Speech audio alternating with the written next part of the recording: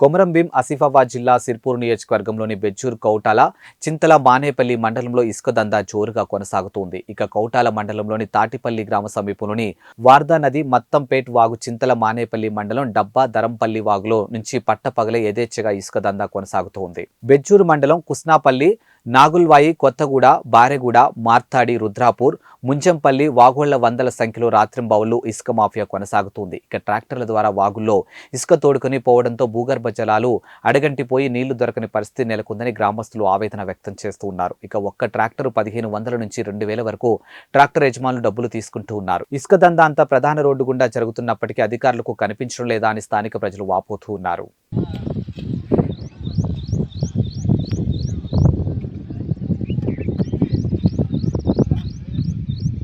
వాటి రోజు లేదా ఉన్నదిగా ఎందుకు పట్టలేదు కవటాల పట్టలేదా నూగలేదు అందరి టైం వచ్చినప్పుడు అన్నీ జరుగుతాయి. టైం రాకపోతే ఏది ఉండదు. నింపని